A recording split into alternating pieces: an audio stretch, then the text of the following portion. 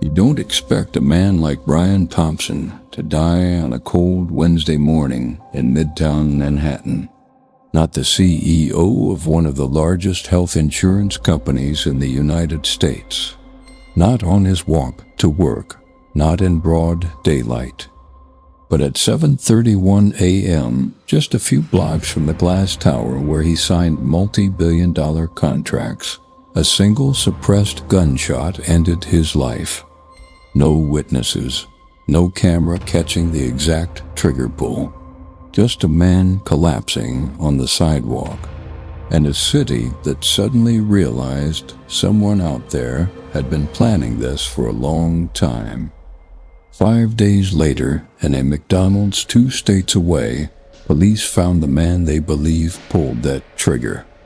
His name is Luigi Mangione, and nothing about him fits the profile of a cold-blooded assassin.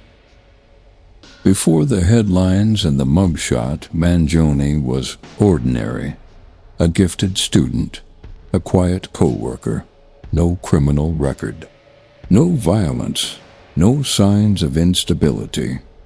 So why was he walking around with a 9mm handgun fitted with a suppressor? Why was he carrying a notebook filled with angry, methodical writings about the American health insurance system?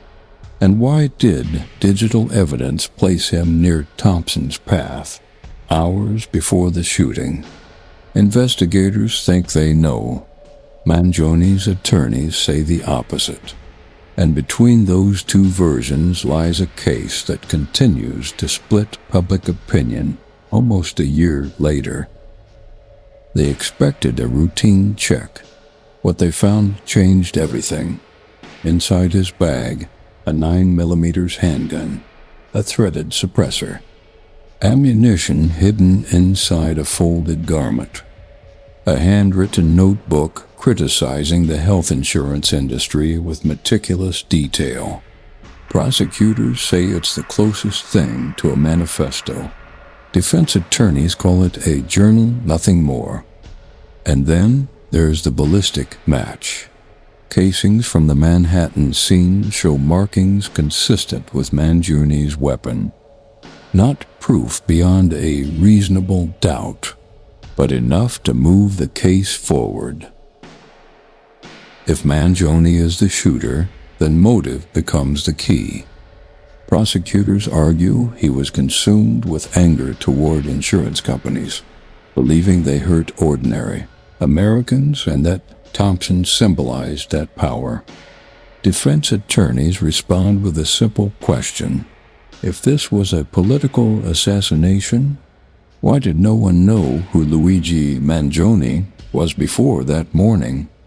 No manifesto published, no threats, no online presence, no history of activism, just a man with a quiet life and a violent moment investigators still can't fully explain.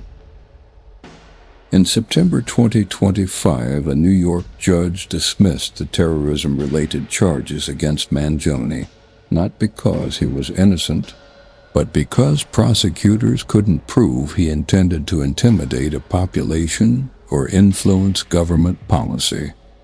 That ruling stripped the case of its most sensational headline, but the serious charges remain: second-degree murder, criminal possession of a weapon, stalking, and pre-incident surveillance. Now the defense is going after the evidence itself, challenging whether the police violated his rights, whether the search was legal, and whether any of those items should be allowed in court if the judge suppresses even part of that evidence. The entire case could collapse.